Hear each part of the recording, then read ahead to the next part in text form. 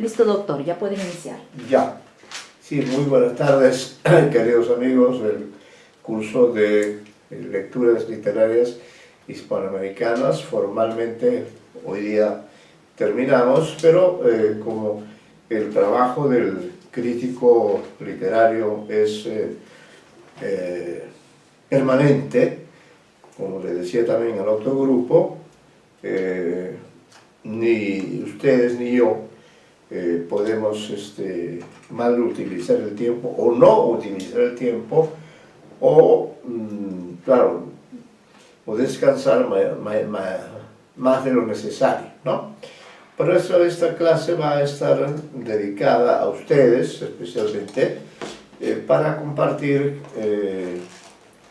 una tarea que ustedes deben quizá ya han realizado. En todo caso es una cuestión de, diríamos, de insistir en el tema, y es que recuerden ustedes que nosotros, en tanto literatos, seamos creadores o críticos o ambas actividades y algunas otras cercanas, trabajamos con libros, ¿no? Principalmente con libros.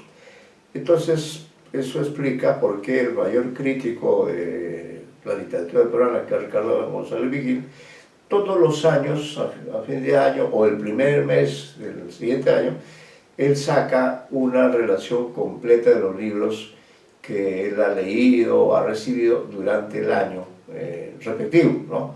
Por ejemplo, año 2020, ¿no? Entonces, el primer mes del año 21, o a fines del propio 20, sacó una lista que se llama La Ola Libresca, algo así, con relación de todos los libros. Claro, como él es el crítico mayor, a él, además de buscar por sí mismo, a él le llegan los libros, ¿no? A él le llegan los libros. Bueno, a mí me ocurre también hacer eso, digamos, en menor medida, pero por eso he querido compartir esta clase. Esta es una clase que creo que, sobre todo, válida para reforzar ciertas actividades, ciertas tareas que ustedes realizan, ¿no? Entonces, en función también de lo que yo quiero hacer conmigo, sistematizar mi trabajo, voy a hacer ahora actividades que corresponden a un literato, ¿no? Que un literato es alguien que trabaja con libros, que lee libros y escribe, ¿no? Puede leer un libro y eso a él, a su vez, lo motivará a escribir, ¿no? Y a seguir leyendo. Entonces es un círculo constante. Por eso quiero referirme a una serie de libros que o he ido leyendo, o he ido recibiendo, o de los cuales me he ido enterando, ¿no? Y ahora, como además estamos, después de, creo que a los 2 años, estamos en una feria presencial. Miren ustedes, en el Parque Kennedy hay una feria presencial que ha comenzado hoy día.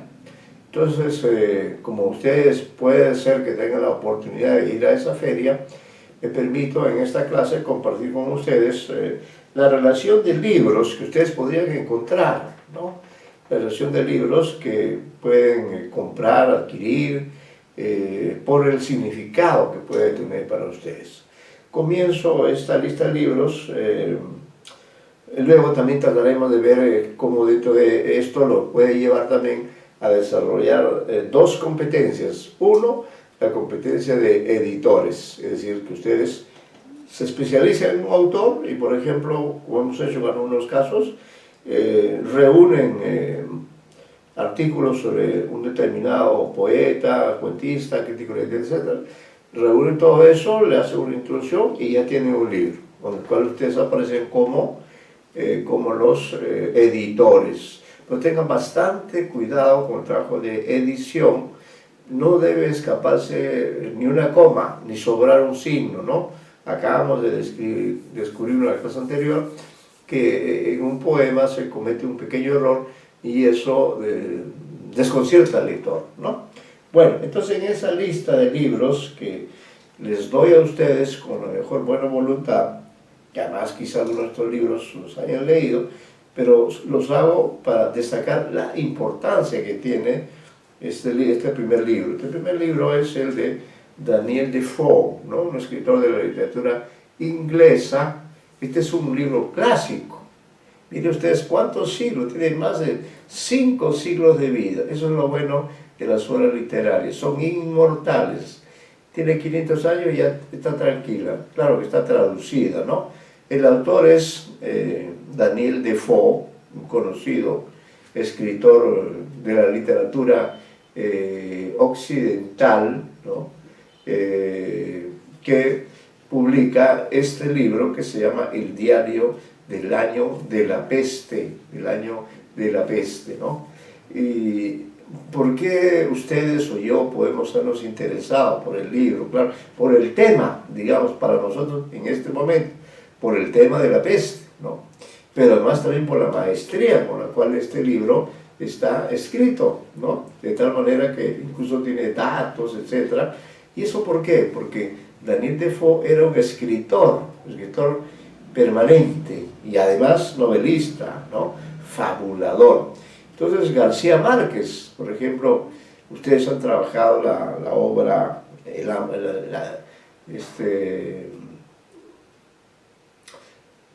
El amor en los tiempos del cólera. Él decía que uno de los libros que más quería, que más amaba, que más leía y releía, era precisamente era este diario de la peste, ¿no? Que tiene conexiones o conexiones incluso con el Edipo, ¿no?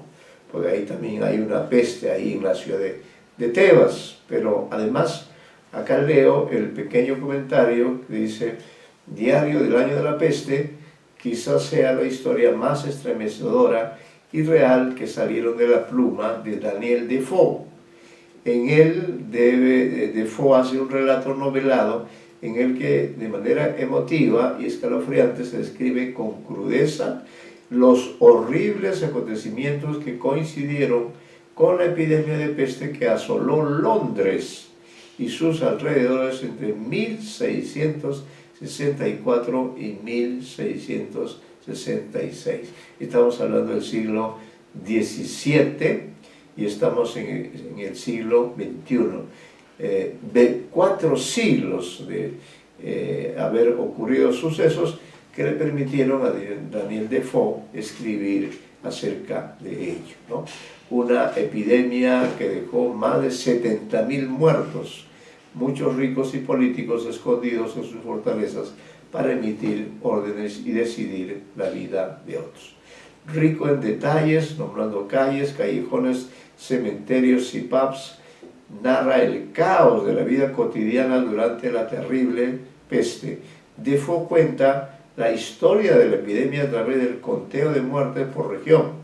Sus descripciones de las que enfermaron y murieron son desgarradoras, como nuestros días. Miren ustedes, ¿no? Dice: muchos desde el principio creían o no podían creer lo que estaba sucediendo.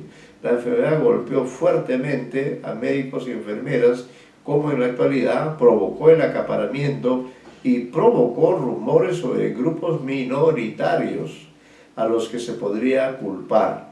Al igual que ahora, surgieron políticos y charlatanes para limpiar los bolsillos de personas asustadas y desesperadas. Se aprovecharon de los más vulnerables, ¿no? Defoe termina su libro comentando el deleite total que la gente experimentó al verse en la calle, compartiendo con familiares y extraños la alegría de estar juntos después de que la plaga había pasado. Nosotros también estamos en un año de la peste, ¿no? Entonces también podríamos ir hasta replicar el nombre del libro que Daniel Defoe escribió, poner diario del año o de diario de los 2 años de peste, porque ya nosotros llevamos de 2021, ¿no? Entonces, además él también es famoso porque escribió Robinson Crusoe, ¿no? Ese libro sobre el naufragio, y es probable que para esa historia del naufragio se haya inspirado en el propio Inca Garcilaso de la Vega, ¿no? Ese relato, el náufrago, que hemos comentado en algún momento con ustedes, ¿no? acá tienen este libro, esta edición, que seguramente ha salido porque precisamente este ha sido el año pasado y este ha sido el año de la peste. Este está en la editorial Caral Editores. Caral Editores, esta edición es del año 21, de este año. De manera que hay estas dos opciones, ¿no? O dos actividades que usted podría, dos o tres. La primera, buscan en la feria, probablemente esté a un precio más accesible, ¿no? Y luego leen la novela. Segunda operación, leen la novela. Y tercera operación, escriben algo, ¿no? Por ejemplo, una reseña o un comentario, o les puede servir para comparar con otros libros que ustedes han leído sobre ese mismo tema, que podría ser el caso del libro El amor en los tiempos del cólera, ¿no? Entonces, este es un libro de creación. Vamos a ir distinguiendo entre los géneros. Es una novela en forma de un diario, pero está identificada, está reconocida como una de las grandes obras clásicas de la literatura occidental, y ya vemos que este tema que a él lo preocupó hace 4 siglos es algo que se repite en nuestro tiempo del siglo XXI, de manera que este 2020-2021 será ya el motivo, la materia prima con la que aparecerán libros tan grandes y tan duraderos como el del Diario de la Peste. Este es un libro de creación. Repito, les estoy dando el dato porque como estamos en una feria presencial, después de años tenemos esa oportunidad. Vamos a ver cómo estamos en la línea de... Vamos a jugar así con las dos posibilidades. Primero un libro de creación. Para consolidar, vamos a hacer de 2 en 2 mejor, sí. Acá está. Bueno, esto es novela. Este libro, en cambio, también es de creación, pero ya de otro género.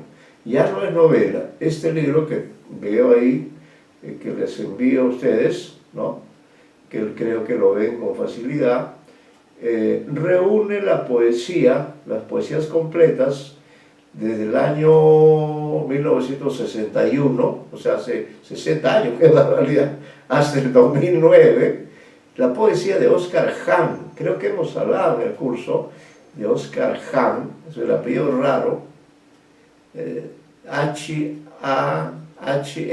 así es su apellido, brevísimo, ¿no? Oscar es un nombre sí conocido, pero el apellido es Hahn, ¿no?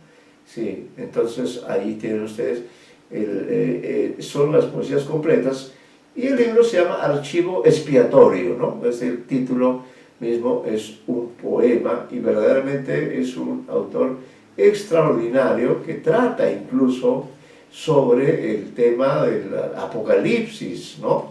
El apocalipsis. Así que ahí tienen otro libro de creación que también pueden buscar en la feria. Como ustedes son personas especializadas en la literatura, esta edición es del año, vamos a ver dónde está. Bueno, reúne la poesía de él hasta el año 2009, ¿no? Es decir, su última versión de poesía completas, pero bueno, hasta el 2009, por lo menos hasta el 2010, o sea, ya tiene algunos años de publicar esta edición de poesías completas. Al parecer no ha habido una edición posterior, y ahí tienen ustedes para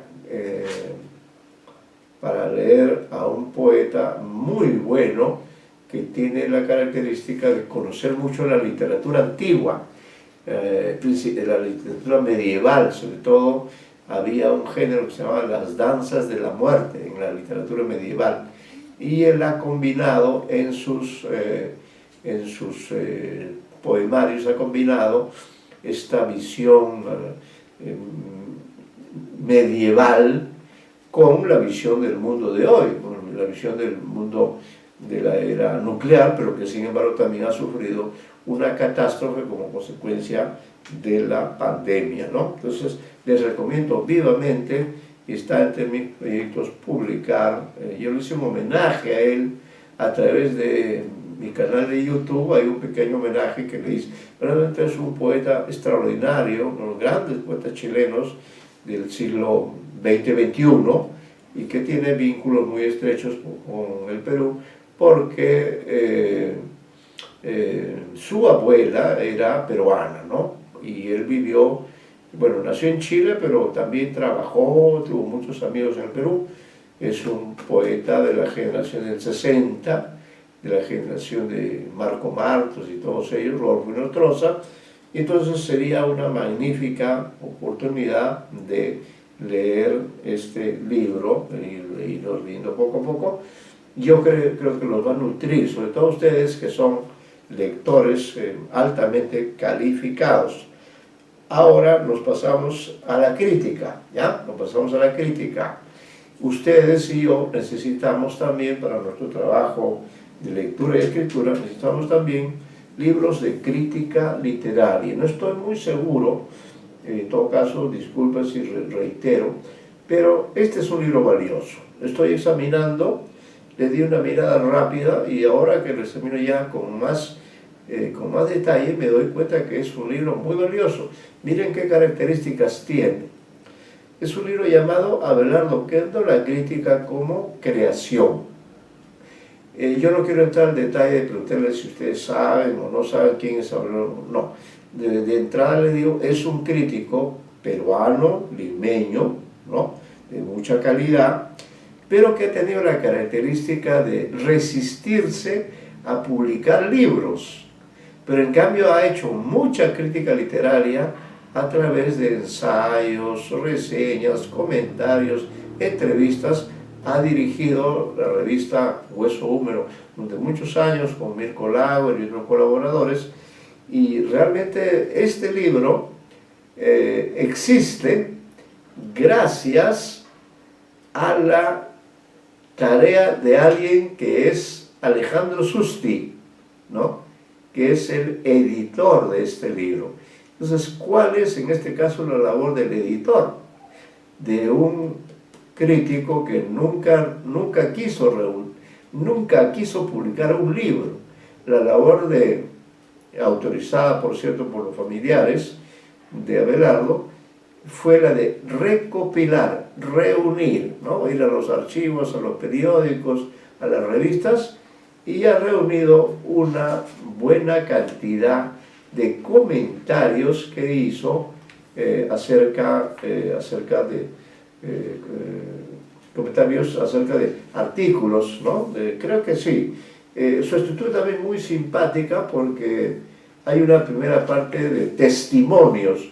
Como no era un hombre, Abelardo que es un hombre muy dado a la fama, al prestigio, como nuestro querido Mario Vargas, por ejemplo, sino más bien era un hombre parco, ponderado, que así nomás no era amigo de cualquiera, pero sí tuvo amigos importantes, entre ellos, aquí se recoge 4 testimonios, y este orden, este índice, todo ya es obra del editor. O sea que este libro existe, no gracias al autor aquí homenajeado, sino la labor del editor. Entonces cualquiera de ustedes, la señorita Marcos, el señor Medina, la señorita Loero, o el señor Osorio, cualquiera de ustedes, como me decían ayer, conversábamos, cualquiera de ustedes podrá ser en algún momento de su trabajo, si ser también editores, ¿no? Si cualquiera de ustedes encuentra textos sobre un autor y ve que esos textos no han aparecido en el libro, podrán hacer la labor de editores. Entonces lo que ha hecho con buen criterio Alejandro Susti, que es un estudioso como ustedes, un experto, lo que ha hecho es ordenar este material en este orden, que es aplicable. Usted lo puede aplicar porque el esquema es aplicable a cualquier otro libro. ¿Qué ha hecho frente a la figura de un crítico más bien de perfil bajo? A un crítico discreto, ¿no? a un crítico que buscaba más bien no figurar. Lo que ha hecho es recoger testimonios que dan prueba de la calidad, el reconocimiento que tenía él, a pesar de ser parco. Tiene testimonios de Mario Vargas Llosa, Mirko Lauer, Alonso Cueto y Peter Elmore, ¿no? 4 figuras importantes.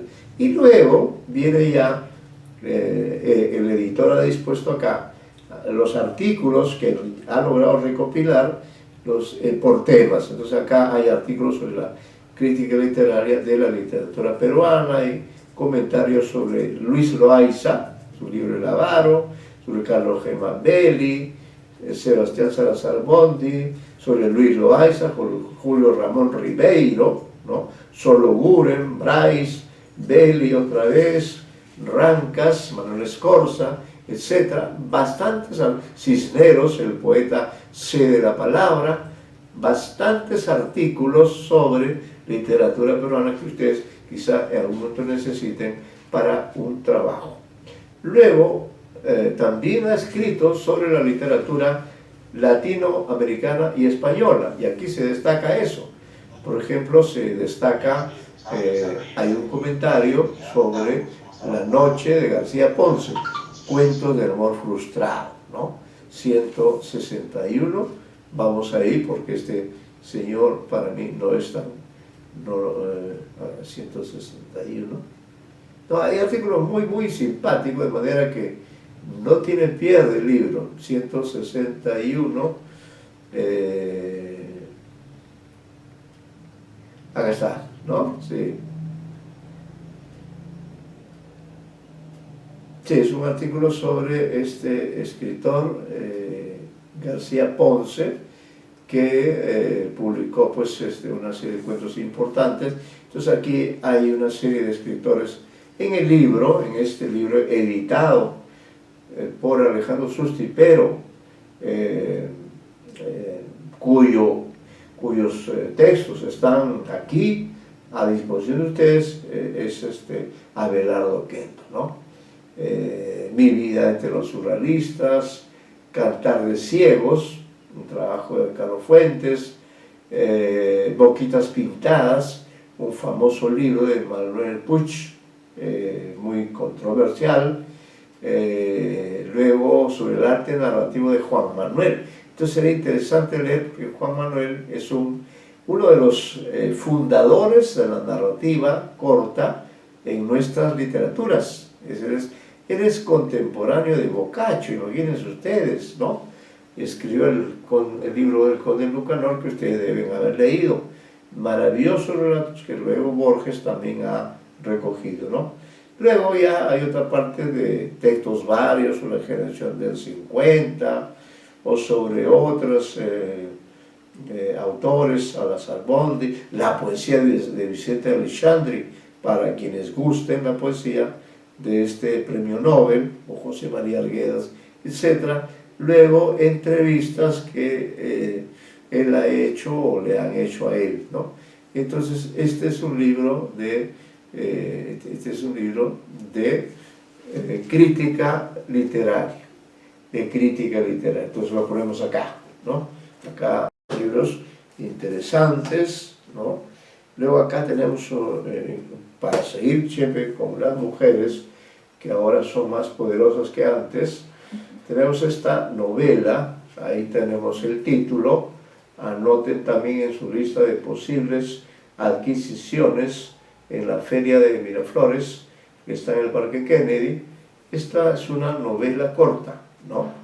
Una novela corta de una autora peruana, Irma del Águila, pero de una mujer que, como puede ocurrir al revés, siendo peruana está más vinculada a Europa, ¿no? Está más vinculada a Europa. El tema de la novela, no la he terminado de leer, está vinculado al mundo europeo. Vean ustedes, voy a leer el comentario, novela, creación, ¿no? Creación. Dice, esta es la nota sobre la novela, sobre la historia.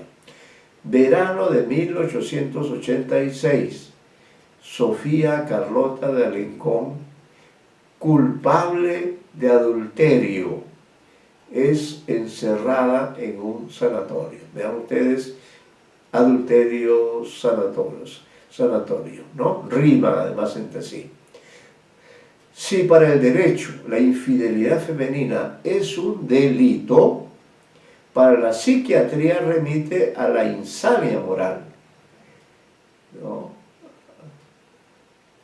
La vida en el sanatorio a cargo del doctor Karl Ebing, figura referente del joven Freud, está marcada por los tratamientos que pretenden controlar la libido en Sofía, con terapias eléctricas, inmersión en hielo, dosis de morfina, ¿no? Parece una novela de estos tiempos, con estos problemas de los violadores, de los acosadores, etc.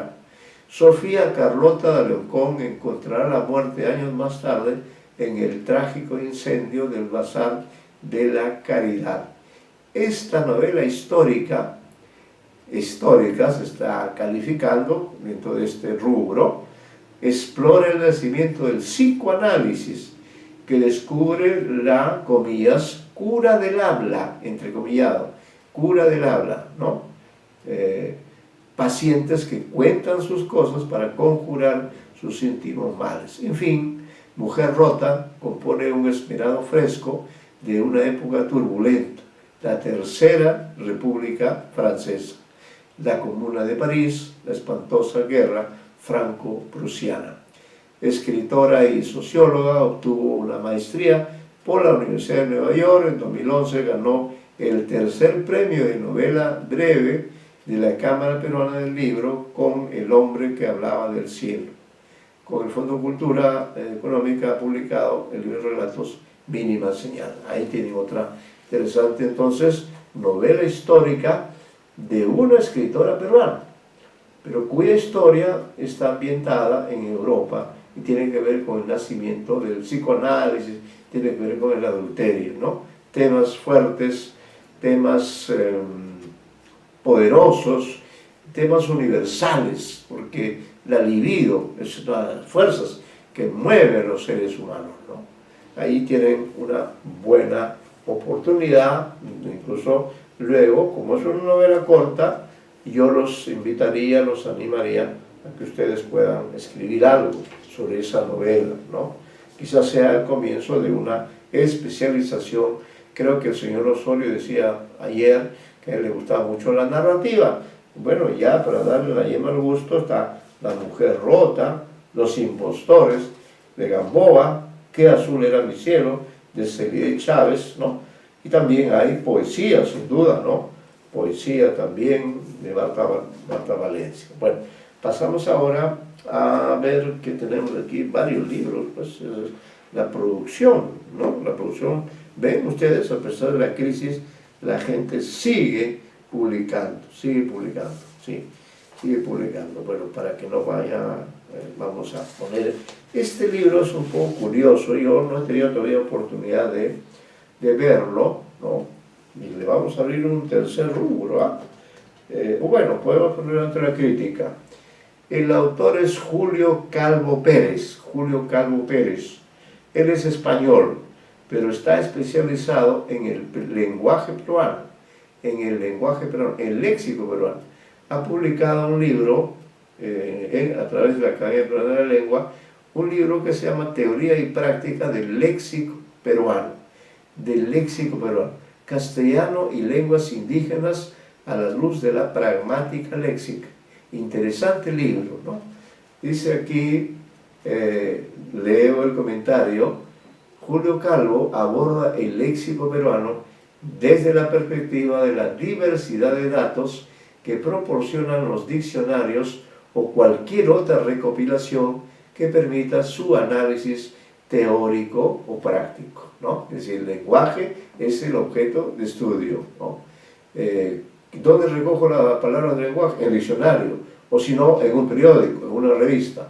En este libro, el modelo de la pragmática léxica del autor se decanta para evaluar los aportes del gran Ricardo Palma, 3 ensayos, por abundar sobre el primer diccionario castellano académico de Perú en lo que respecta a su planta y a la praxis de su confección. 2 ensayos y por profundizar en la interrelación entre las lenguas indígenas y el castellano, ya en el terreno de la etimología, ya en el de la semántica. Así que este es un libro, yo creo, importantísimo, tanto para los que van a estudiar la poesía, como los que van a estudiar la narrativa o cualquier otro género, porque efectivamente el Perú es un país multilingüe y ya hemos, dice, se desmonta en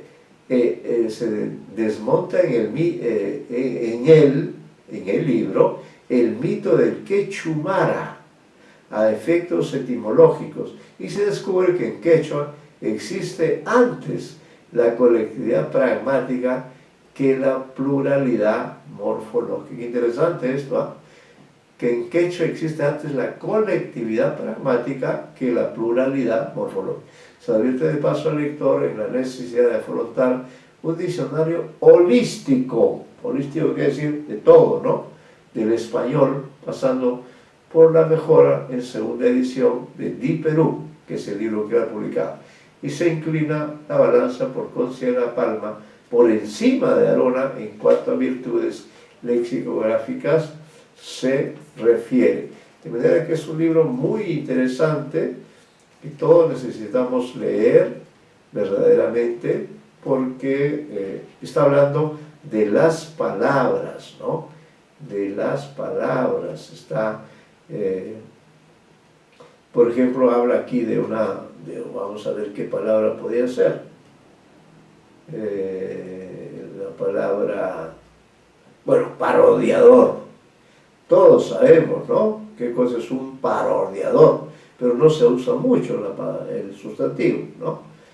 El que parodia simplemente, es una forma de imitación muy poderosa en algunas obras literarias, ¿no? O la palabra partidarista, que procede por partidarismo, y así por el estilo. Entonces es un buen crítico, un buen lexicógrafo. Es un libro que ustedes que van a trabajar con diferentes autores, veo que recuerden este incidente en el Congreso cuando el premier comienza a hablar, comienza a saludar, ¿no?, en quechua. Ese día que fueron por el voto de confianza, y él comienza a hablar en quechua. Y doña Carmen Alba, ilustre entre comillas, presidente del Congreso, lo corta, le dice: por favor habla en castellano. Imagínense, esa es una descortesía, por decirlo menos, porque este es un país plurilingüe y en la Constitución nuestros idiomas están en el mismo nivel, de manera que pudo decirle lo mismo, pero en forma cortés, decirle: señor ministro, nosotros amamos el quechua, aunque no lo hablamos, es un idioma además creado y empleado aquí, pero usted sabe, por las costumbres, los protocolos, le agradecería que usted hable en español, aunque podemos pedir que se haga una traducción también, ¿no? Pero no, ella así impositiva, como si fuera Francisco Pizarro, ¿no?, o el padre Valverde, así, esa actitud, ¿no?, así como los que quejamos del machismo. Yo creo que ella incurrió también en una especie de actitud impositiva desde el punto de vista sociolingüístico, ¿no?, cuando no puede haber eso. Puede habérselo dicho, pero la actitud es la que cuenta, ¿no? Lo hizo desde su condición de limeña, de rasgos limeños, urbanos, frente a un premier que evidentemente es un hombre del mundo andino. Seguimos nosotros los peruanos divididos entre los costeños, los andinos, es decir, esto es la torre de Babel o de papel, no lo sé. Bueno, en todo caso, el libro de Julio Calvo será de mucha utilidad, ¿no?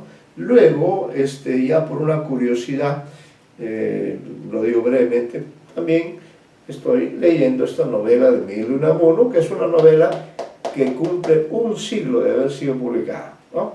Bueno, eso es interesante. Es el caso de una novela sobre el tema de la identidad femenina, dos hermanas, dos mujeres que viven juntas, una de ellas tiene la vocación por ser mamá, ¿no? No sé si se llama vocación o inclinación, porque ella quiere ser madre. En cambio la hermana no quiere ser madre, ¿no? Pero sí quiere cumplir una función de tutoría. Entonces hay un conflicto entre ambas hermanas y una de ellas, la madre, es la que muere, la madre, dejando estos huérfanos, y entonces ahí es donde sale la tía Tula, que tiene que criar a estos sobrinos, pero que tiene que manejar con mucho tino la relación con el padre, ¿no? El padre que es el viudo, que sobrevive. Entonces sobre esa dinámica trata esta novela que, como les digo, cumple un siglo de existencia, lo cual significa que sí es pertinente, porque son problemas universales, problemas de miles de años, ¿no? Eso me parece muy bien. Luego vamos a la poesía. Esta es una antología, ¿no? Y, una antología que se llama El viento entre las hojas, poéticas peruanas en el bicentenario. En realidad es una antología de poesía, ¿no? El término empleado debió ser en todo caso poetas peruanas en el bicentenario, ¿no? Poetas, porque cuando yo digo poeta me refiero al hombre o la mujer, ¿no? Pero acá da a entender como que va a hablar de las poéticas, y no, lo que hay aquí son poemas, ¿no? Poemas de varios hombres y mujeres, lo cual es maravilloso, porque finalmente estamos juntos en la realidad, ¿no? A ver, vamos a ver este texto, ¿no?, de Isabel Mata, que dice, simplemente el título es S/T, las dos con mayúscula, dice, a veces sueña en morir, otras en matar, en ponerse boca abajo, boca dolorida, de náusea mínima, óleo seco, honor expuesto. Esa mujer ha enloquecido al tiempo, a los papeles de fax, a la herida de los leones. No se alimenta de habas ni de arroz, con su boca apuntando al cielo, aspira el hermetismo que nace del techo frente a su imagen fantástica. Esa mujer se deshace recostada sobre una mesa desnuda, como un seno al viento. De su cabeza brotan insectos, galaxias, más quebrada, toda, algo de ella perdura, ¿no? Un poema interesante, y así sobre el estilo. Aquí en este libro hay pues poemas, a ver, vamos a ver un poema de Eliana Vázquez, a ver si lo leemos bien. Dice, de nuestra querida Eliana Vázquez, ha tomado un texto que se llama Destruyo Vértebro, ese es el título, ¿no? Bien. No tienen título. Sí, no tiene título. Este poema, ella trabaja con poemas que no tienen título, lo cual es una opción. Todas las opciones son válidas, ¿no? Ya sería más difícil que haya una novela sin título, difícil. Pero la poesía sí. Acuérdense de Trilce. Vallejo no ponía títulos a sus poemas de Trilce, solo le ponía un número, se acabó, punto, ¿no? Entonces, pero acá dice, Eliana Vázquez dice, destruyo vértebras, pequeños escombros, grandes ruinas, despliego lo largo del cuerpo, orbe, nuevamente la columna, médula, palabra, médula, sílaba, muerte, amor, tejo, brazos, piernas, columna horizontal, vertical, columna, tú, yo, columna vertebral, poema, poesía, espina, dorsal, en punto, cruz, ¿no? Una bonita construcción poética con palabras, con referencias a la espacialidad, a lo verbal y a otras dimensiones, ¿no?, de la anatomía, de la estructura del ser humano. Bien, poemas de ella también están en esta antología. Bueno, Y así, por esto entonces es interesante. Ustedes también, por ejemplo, ¿no? Si ustedes son 4 son amigos, en algún momento podrían publicar una antología los 4, si son 4 poetas, o también una antología miscelánica, es decir, una antología donde uno de ustedes publica poesía, el otro publica un cuento, el otro publica un ensayo, y así. Todas las posibilidades para hacer libros están abiertas, ¿no? Sigan los cursos que hace la magíster Eliana Vázquez y ahí aprenderán, ahí nos volveremos a encontrar. Bueno, la producción es interesante, vamos, la poesía está fuerte, fuerte. Igual ve esta bonita edición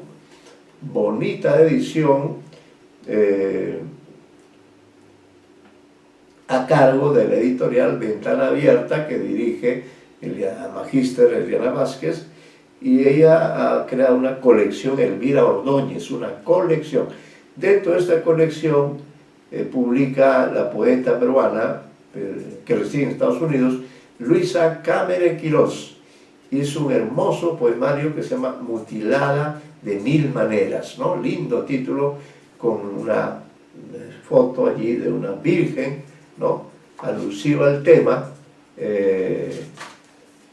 Acá voy a leer el comentario que hace Eliana Vázquez a ese libro. Dice: Mutilada de Mil Maneras, de Luisa Cámara Quirós, es un libro que forma parte de la colección Elvira Ordóñez, a quien rendimos homenaje desde la Asociación Educativa y Cultural Ventana Abierta.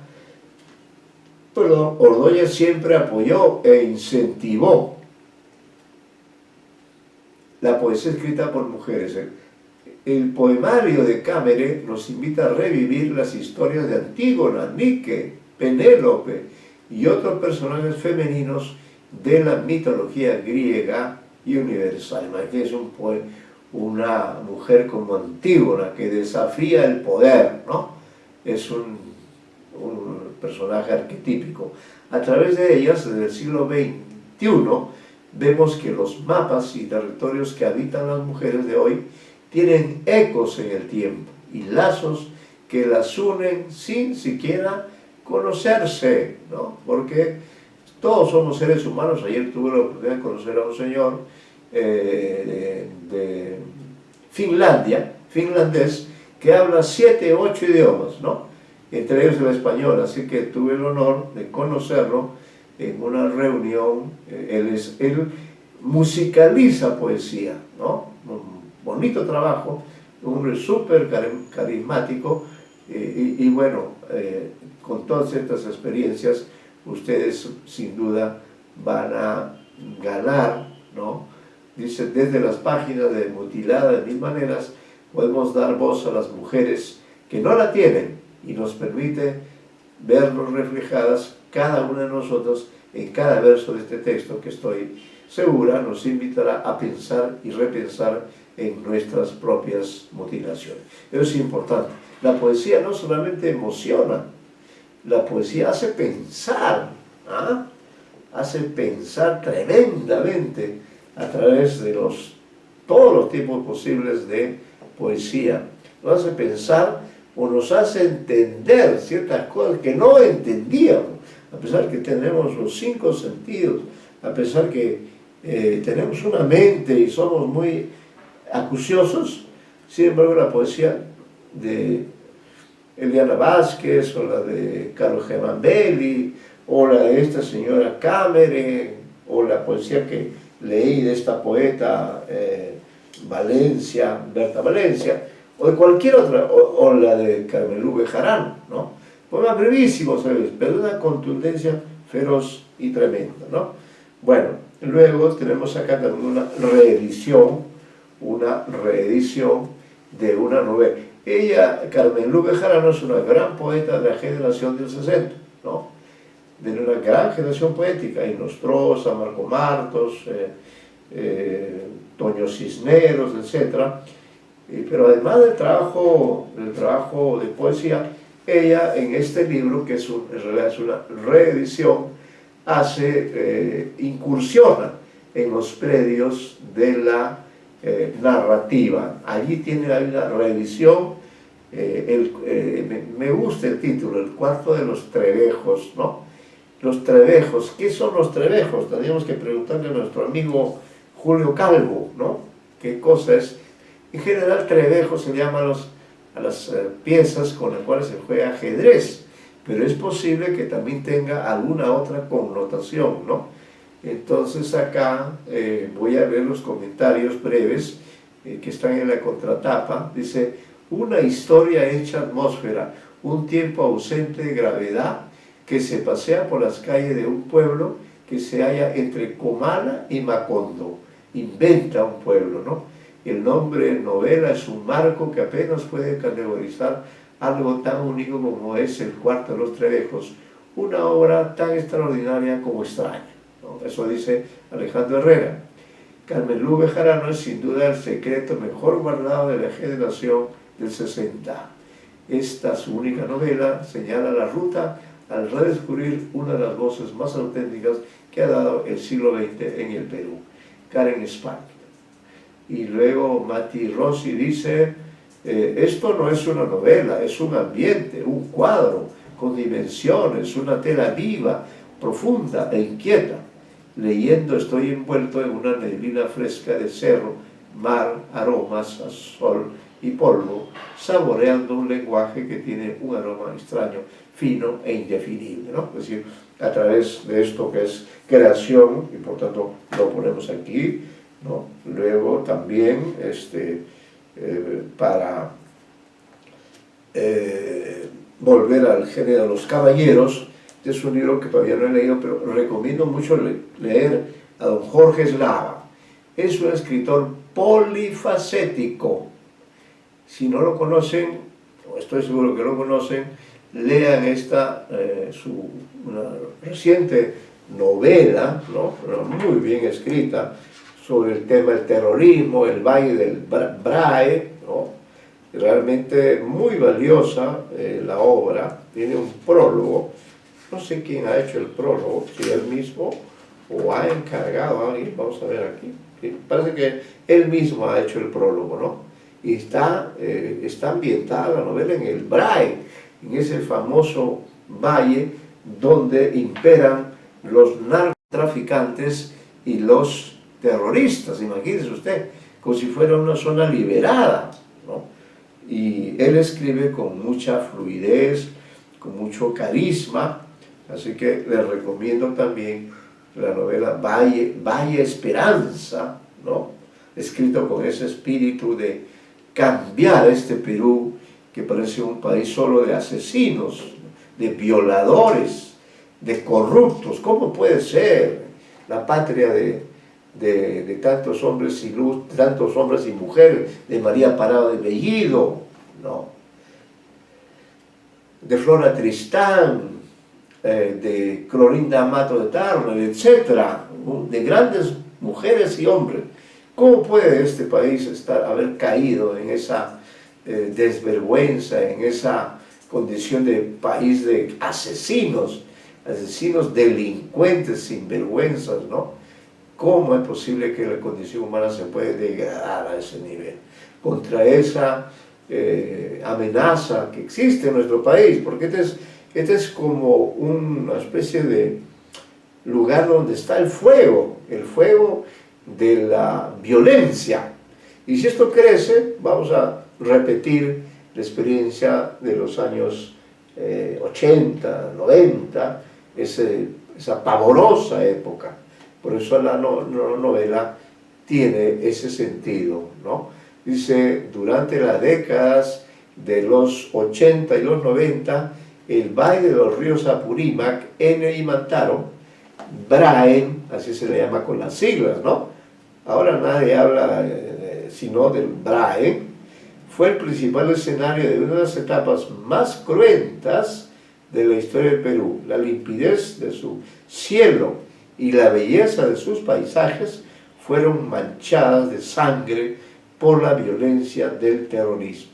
En Valle Esperanza, Jorge Eslava nos muestra cómo las huellas de aquellos años aún están latentes y siguen doliendo. Y él habla en esta novela, el narrador dice, él ha ido hace poco, ha estado por allí, ¿no? Una enfermera, un policía y una maestra son los protagonistas de esta novela juvenil, ¿no? Para los estudiantes también, que el autor escribe para indagar en nuestro pasado como país y revelar oscuros pliegues de ignominia, con el deseo ferviente de construir un futuro más digno. Por supuesto, no desde la omisión y el silencio, sino desde el reconocimiento y el diálogo. Esto es lo que tenemos que hacer los peruanos, ¿no? Luego acá también una novela muy simpática, muy simpática, también muy recomendable. No hay caso que hoy día ganó la creación, ¿eh? En poesía, en novela. No hemos tenido ningún cuentista, dicho sea de paso, pero bueno, también tenemos Unamuno, también novela, caray. Y luego algunos de 4 libros de crítica y creo que como 10 de poesía, ¿no? Y a esto se suma esta novela que también recomiendo leer. Está en la feria, ¿no? Está en la feria, sí, y dice, feria, sí, es una escritora, Cameron, que vive fuera del Perú. No, ella vive acá. Vive en Perú. Es prima de Luisa. Ya. Las dos son primas, Luisa Cameron y Gladys Cameron. Correcto. Gladys Cameron es una narradora desde los años 80. Desde los 80. Claro. Gladys Cameron. Es una ganadora de premios. Ganadora de premios, sí. Importante, una muy importante narradora peruana, poco difundida. Que trabajaremos el próximo mes. Hay que leer esta novela, ¿no? Esta novela. Extraordinaria novela. Sí, dice, leo los párrafos del editor, dice, Aldilá es la historia de la vida de 4 generaciones de descendientes de ligures, que vienen de Liguria, ¿no? Porque el Perú pues ha recibido también a muchísimos migrantes. Los últimos han sido los venezolanos, que han salido despavoridos de su país y han caído sobre el nuestro, y con ellos lamentablemente también ha venido gente de muy mala calaña, ¿no? Pero acá es distinto, dice, la vida de 4 generaciones de descendientes de ligures que abarca un periodo comprendido entre 1905, ojo, principio del siglo pasado, y el 2015. Estamos reciente, ¿no? Así 4 o 5 años. La etimología de esta palabra, que puede entenderse como más allá, Aldilá, ¿no? Yo recuerdo de joven, de adolescente, vino un cantor italiano, Emilio Pericoli, y cantó una canción que se llamaba así, Aldilá, una canción maravillosa, nunca me he olvidado de ella, Aldilá, ¿no? Cantada en español y en italiano. Bueno, dice la etimología de esta palabra, Aldilá, que puede entenderse como más allá, similar a lejanía en español, o Aldilá, todo junto, que significa la otra orilla, el otro mundo, inclusive el infierno, se sintoniza exactamente con el drama de los inmigrantes italianos en tierras peruanas, que buscaron desde la proa de un navío el horizonte prometido para construir una nueva vida y realizar sus sueños. Gladys Cameron nos entrega un híbrido ficcional, utilizando hábilmente un epistolario familiar. Vean, esa es la técnica de utilizar el epistolario familiar para construir la novela, pero que se enriquece con la fabulación de otras historias de personajes preferentemente femeninos. En Aldilá se percibe un tono verbal que consigue la catarsis y la empatía con el lector. En esta obra la tragedia y los pecados, las alegrías y las pasiones, eso que nos rodea toda la vida hasta la muerte, se cuentan sin artilugios, porque los secretos tienen también una costumbre perversa de quitarse el polvo del tipo. Qué bella expresión, ¿no? Aquí en la presentación también se dice feminista y bibliotecóloga, o sea, es una mujer comprometida con los libros, ¿no? Comprometida con los libros, y dice acá, una nota muy breve ya sobre ella, en las etapas dice: se inicia tardíamente como escritora, debido a su excesiva dureza para juzgar su creación literaria, pero esta relativa pausa termina cuando publica su cuento Penélope en el volumen Memorias clandestinas, que reúne a ganadoras y finalistas del primer concurso de narrativa para mujeres del Centro de la Mujer Peruana Flora Tristán en 1992. Mire, qué maravilloso, ¿eh? Qué maravilloso. Luego vendrían varias publicaciones en revistas de la época, como La Tortuga Ecuestre, Caniragmi, Hipocampo de Oro y Musa. Su primera publicación en primera persona es un libro que reúne cuentos escritos entre 1986 y 1994, cuyos personajes femeninos viven atrapados por el amor y la locura, o tratan de encontrar una salida a su conflicto. Tentar al diablo, su segunda entrega, también reúne 9 cuentos, número que la autora considera perfecto. Datan de los años 1989 y 1999.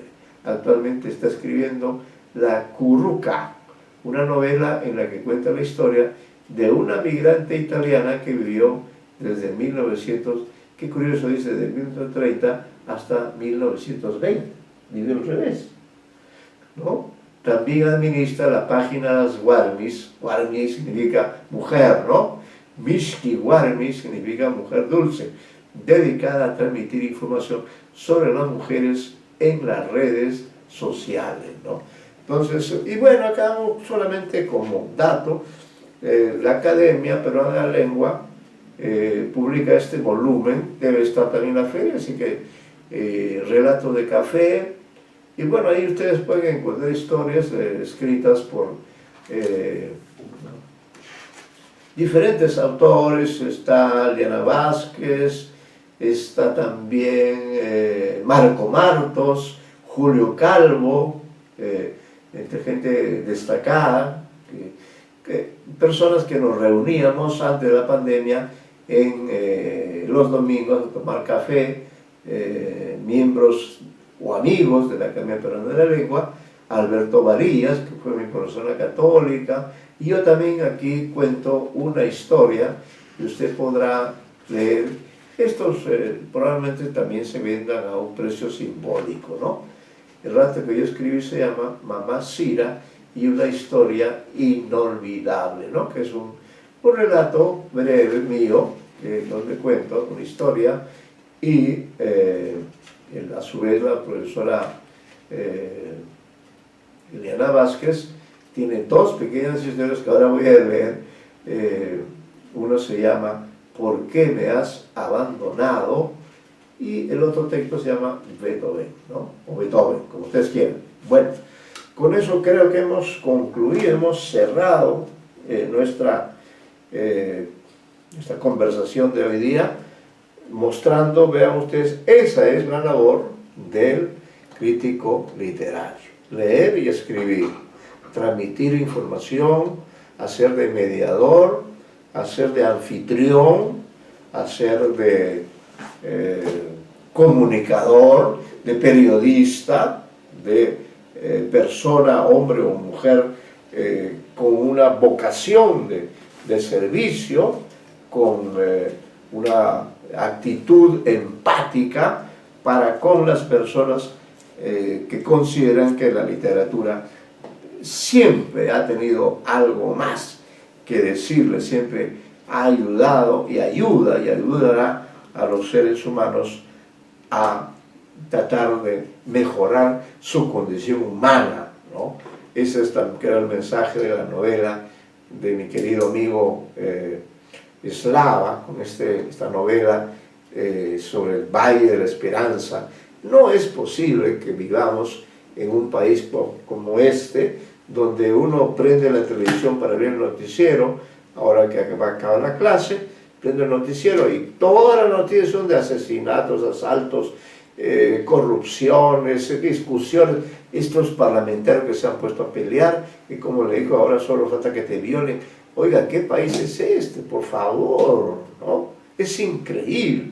Entonces, felizmente, la literatura, de alguna forma, también tiene ese efecto de curar las heridas que sentimos en el alma y en el cuerpo, de vivir en una sociedad tan depredadora, de una sociedad tan poco cálida, ¿no?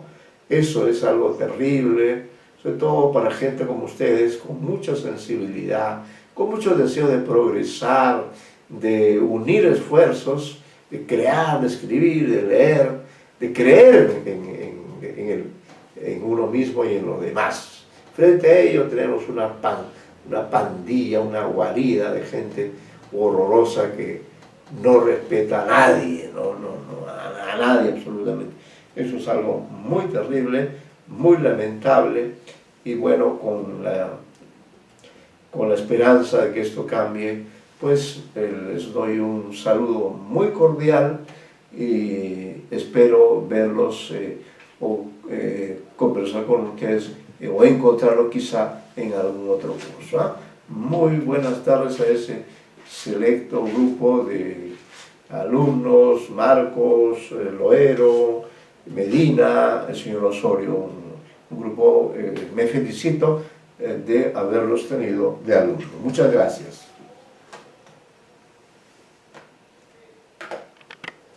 A mi derecha, mi mano derecha, vamos reuniendo los libros de crítica y los de creación en los diferentes géneros se van reuniendo acá.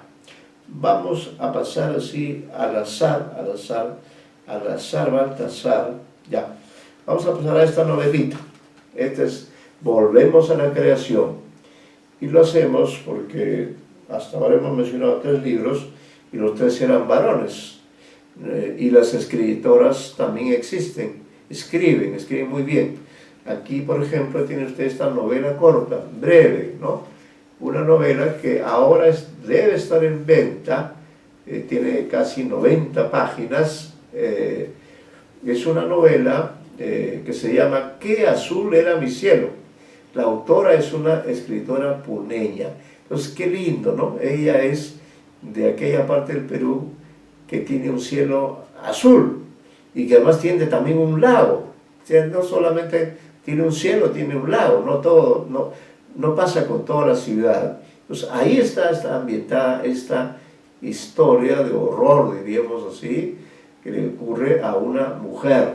Entonces, la novela reivindica, evoca esta trágica historia de esta mujer que es embarazada en contra de su voluntad, mejor dicho, es prácticamente una violación, y a consecuencia de ello tiene un hijo, pero por las convenciones sociales, sus padres hacen aparecer como que quien va a dar a luz no es ella, la que ha salido con fruto de la revolución, ha sido embarazada, sino que la madre va a asumir la paternidad de quien en realidad es su nieto, ¿no?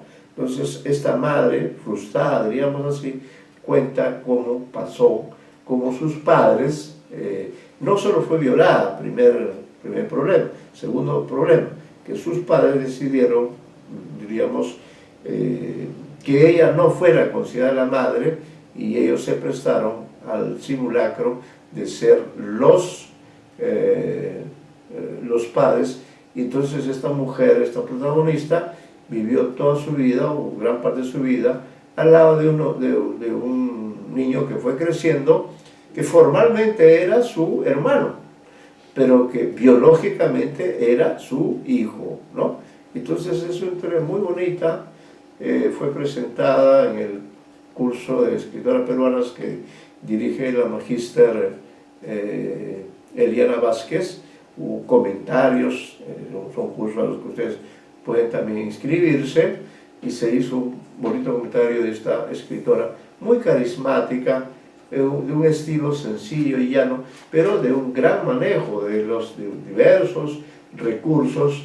La novela está bonita, es una novela breve, ¿no? Y está es dividida en capítulos a través de los cuales ella va desarrollando esta historia que tiene mucho de lo real, de lo horroroso que es en este país, que cuando una mujer violada trae como consecuencia tragedias, problemas, dolor de cabeza, frustraciones, etc., ¿no?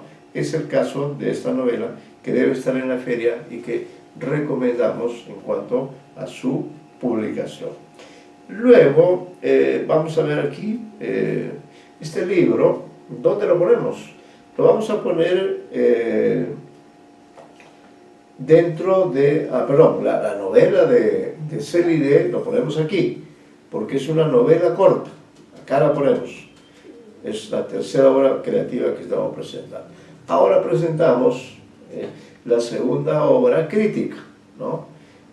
Ustedes han trabajado también sobre la novela de Inca Garcilaso, esta novela Cutimuy Garcilaso, que acaba de ser publicada, ya les he mostrado, creo que la vez anterior, y es una novela aparecida este año, de manera que ustedes ya tienen la versión completa, pero no es igual, el volumen, la obra impresa está extraordinaria. Les recomiendo comprar, adquirir, estará a un precio razonable el libro. Bueno, aquí tengo en mis manos el libro de crítica literaria de un garcilasista. Un garcilasista es un especialista en la obra de Garcilaso, ¿no? Puede ser también un biógrafo, pero en este caso él es más estudioso, ¿no? Ha escrito una serie de temas acerca de la obra historiográfica del gran Garcilaso La Vega, pero que él más bien la ve desde un punto de vista literario, porque también Garcilaso es un gran narrador, ¿no? Un gran escritor, el primer gran escritor que tuvimos.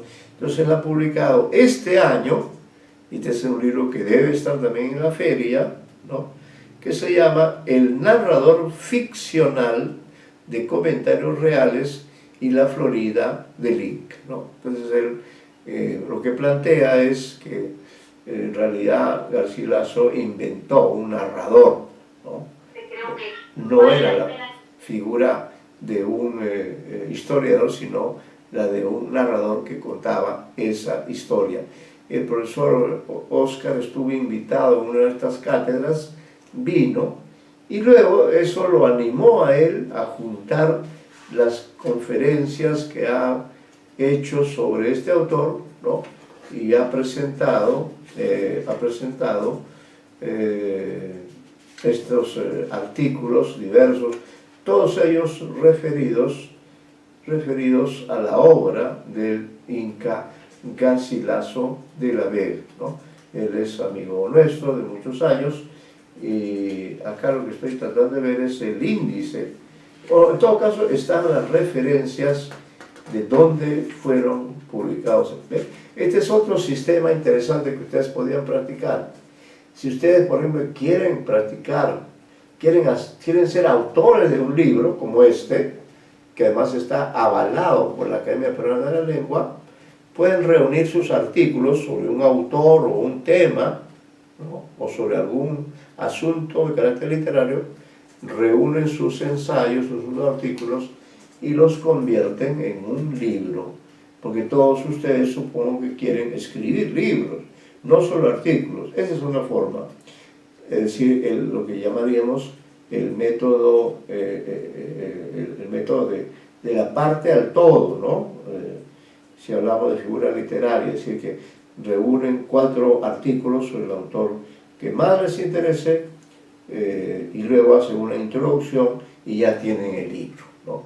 Este es un libro de crítica literaria, producto de la participación del profesor Oscar Coello en diferentes eventos, ¿no? Y ese ha sido también el origen de mis libros, ¿no? Y algunos de ellos, por lo menos, es la reunión, maneja aquí categorías narratológicas, el lector implícito, el narrador autoficcional, qué sé yo. O sea, ve más a Garcilaso no como en lo historiográfico, sino en lo literario, en lo narrativo, ¿no? Entonces, otra recomendación de un libro de crítica literaria, Ya. Ahora, vamos a este libro, ¿no? A este libro, sí. Este libro, hasta ahora no descubrí su propia naturaleza. Bueno, pareciera ser que es una novela, y es una novela negra, ¿no? Es un género de la novela. Les contaré en forma de anécdota cómo conocí yo a este escritor llamado Santiago Gamboa, cuyo libro se llama Los Impostores, y al parecer pertenece al género de la novela negra. Entonces lo vamos a poner aquí en este lado, en el lado izquierdo, mi mano izquierda, ¿no? Pero quiero darles a conocer el modo en que llegué yo a descubrir una gran novela de él. Fue hace años ya en oportunidad de una visita que hizo el escritor, no estoy seguro si es italiano, Claudio Magris. Claudio Magris vino al Perú, invitado por San Marcos, y San Marcos le hizo un homenaje, ¿no? Y el homenaje iba a ser un discurso que daría el doctor Marco Martos, creo que en ese momento era decano de la Facultad de Letras. Él preparó efectivamente el discurso en homenaje a Magris, que, ojo, es un autor que puede, uno de estos años, quizá este año o el otro año, no sé, sacar el premio Nobel. Es un autor muy importante. Y por las circunstancias del azar, el doctor Marco Martos no pudo estar físicamente. Aquella vez no había pues la comunicación virtual. Entonces él me encargó a mí, me dijo, por favor te pido que en mi nombre leas el discurso que yo he preparado. Y sí, y yo tuve esa satisfacción de estar al lado de Claudio Magris y leí la conferencia publicada por ese gran lector y escritor que es don Marco Martos. Bien, y luego escuché el discurso de Claudio Magris, gran novelista, gran escritor, creo que es más bien de Europa Oriental, ¿no? Porque habla mucho del río Danubio, el río Danubio.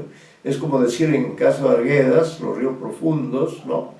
El tema del río es muy importante para él, es el río Danubio, y en ese discurso que él dio, mencionó que a propósito del tema del viaje, mencionó que había leído una novela de un escritor colombiano que lo había dejado deslumbrado, ¿no? Y que ese escritor que lo dejó deslumbrado es Santiago Gamboa, un escritor cincuentón, porque nació el año 65, ¿no? Aproximadamente, según el dato que figura acá incluso, ¿no? Sí, el año 65, ¿no? Bueno, entonces me llamó la atención el título de la gran novela que había escrito Gamboa y que había leído Magris. La novela se llama el síndrome de Ulises, ¿no? El síndrome de Ulises. Me llamó la atención mucho el título, no dijo más él, pero yo, Gasol, sí tengo de esas reacciones, tomé nota del título y busqué y ubiqué. Es una gran novela, físicamente hablando, es un novelón, ¿no? Y efectivamente, ¿no? ¿Y qué es el síndrome de Ulises? Es la nostalgia por volver a la patria, que es lo que quería hacer Ulises cuando terminada la guerra de Troya. Quiso volver a Ítaca o Itaca, ¿no? Mientras que en su casa la gente creía que Ulises había muerto, y entonces había una serie de pretendientes que competían por el amor de Penélope. Bueno, llegó Ulises y los desbarató a todos ellos, ¿no? Entonces ese era la experiencia en esa novela. Él hablaba de su viaje a París y de cómo en París él fue para formarse como escritor, pero se dedicó más a la bohemia, a lo amoroso, lo sentimental, a lo romántico, y no vio, diríamos, no se interesó tanto en lo que era la formación literaria, ¿no? Estaba ya a punto de volverse derrotado a Bogotá, cuando él se encontró con Julio Ramón Ribeiro. Eran amigos ya.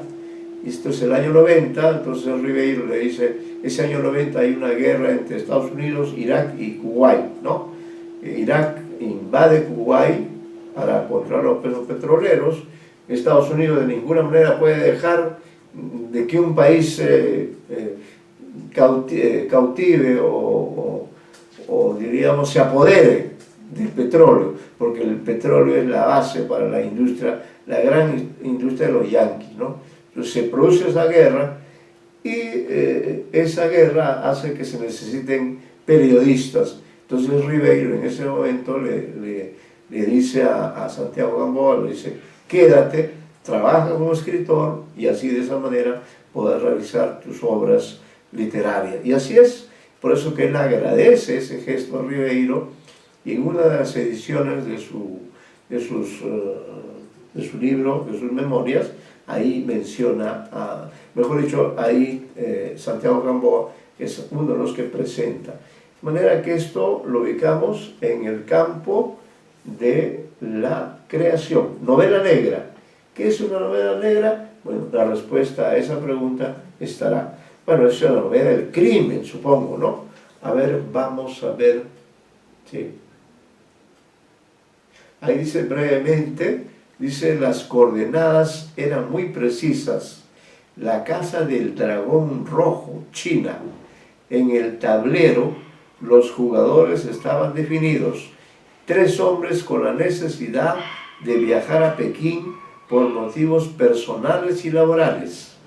Uno de ellos tiene por encargo recoger un manuscrito misterioso y peligroso buscado por una sociedad secreta, la cual en años pasados asesinó a miles de personas en menos de una hora.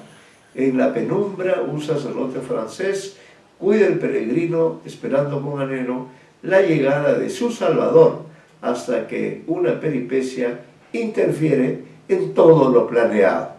Santiago Gamboa esboza una novela negra, intrigante de principio a fin, que refleja la insaciable ambición y el deseo de los personajes que buscan desesperadamente tener el éxito y el poder en sus manos, ¿no?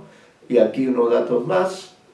Dice Santiago Gamboa, Bogotá, 1965, estudió literatura en Bogotá y luego filología hispánica en la Universidad Complutense de Madrid. Se hace un literato como ustedes, ¿no? Más tarde en la Sorbona estudió literatura cubana.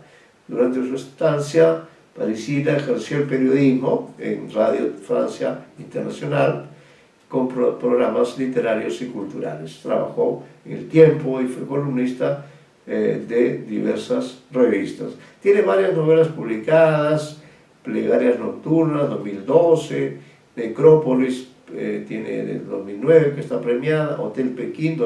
Es un autor cosmopolita, ¿no? Es un colombiano que conoce el mundo, y yo pues voy a forzarme para leer. Entonces lo ponemos acá porque es una obra netamente de creación, ¿no? De un escritor colombiano cosmopolita, como los hay muchos. Es un hombre de Colombia que de pronto se va a París y ahora nos presenta una novela ambientada en Pekín. Bueno, la literatura no tiene fronteras y en hora buena, ¿no? Bien, vamos ahora con la poesía de mujeres. Vamos a ver por dónde está este librito, que nos gustó mucho. Bueno, acá tenemos las mujeres, escriben bien, ¿no? Con pulso firme, pero también con emoción. Acá tienen un libro que también debe estar en la feria, búsquenlo en los estantes, está en el Parque de Miraflores, ¿no? Este libro se llama Del misterio y el ensueño en el amor. ¿Qué es esto? Poesía, ¿no? Poesía. Leo el comentario de los editores. Ella se llama Berta Valencia, no lo olviden. Y su libro se llama Del misterio y el ensueño en el amor. Del misterio y el ensueño en el amor. Es un tema que nos concierne a todos, ¿no? A todos absolutamente. Y es una escritora provinciana, migrante, ¿no? Que estudió en la Universidad García y García. Fíjese, luego siguió una carrera de ingeniería química en San Marcos, así como usted que son los marquinos.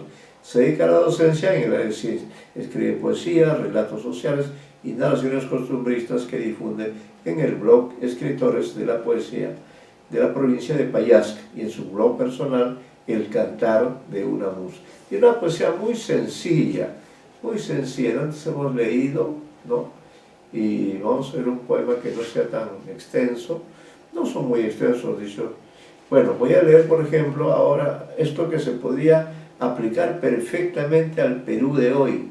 Es decir, que lo que ella dice no se refiere solo a su pueblo, sino al Perú. Leo el poema y dice así: mi pueblo está sangrando.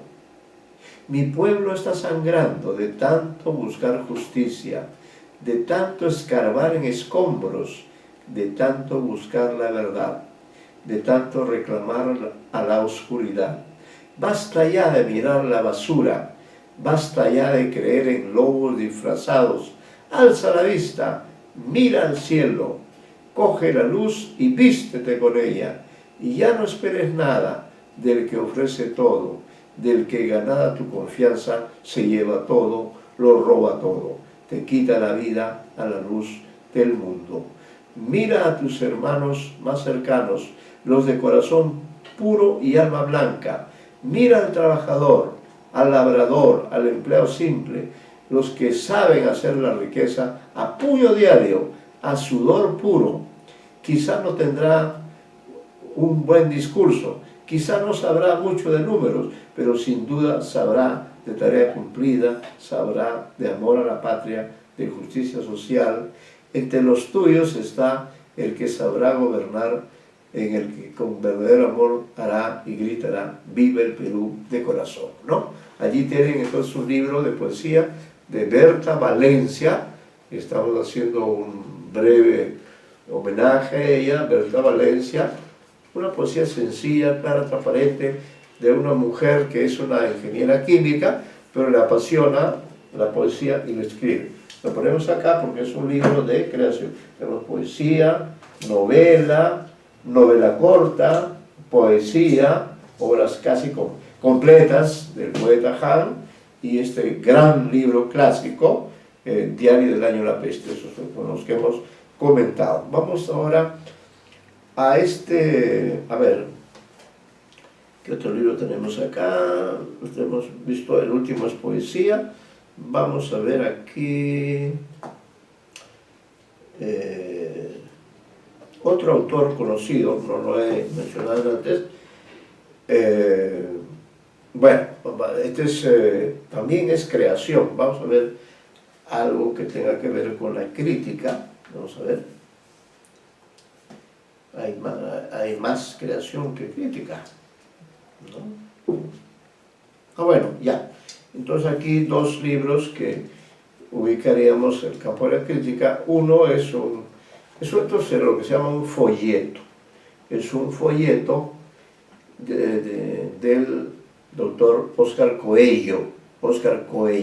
No Coelho, Coello. Son las leyendas de la fundación del Perú, ¿no? Un libro bonito, donde nos presenta un conjunto de narraciones míticas en varios capítulos. El libro es breve, pero él los ha dividido con muy buen criterio en diferentes capítulos en los que ofrece leyendas de los que llegaron a América, leyendas indianas, la fundación del Perú, las leyendas peruanas luego de la toma de Cajamarca. Un libro muy interesante que todo peruano debe leer. Debe estar en la feria, búsquenlo, es un folletito, está auspiciado por la Academia Peruana de la Lengua, las leyendas de la fundación del Perú, ¿no? Esto, por ejemplo, está a medio camino entre la creación y la crítica, de manera que igual lo podríamos... vamos a ponerlo al lado del otro, lo que ya hablamos de Óscar Coello, como García Lacista, vamos a ponerlo como otro libro de crítica, ¿no? Pero donde hay textos narrativos, y entonces muchos libros son de esta naturaleza, tienen de crítica y tienen también de creación, ¿no?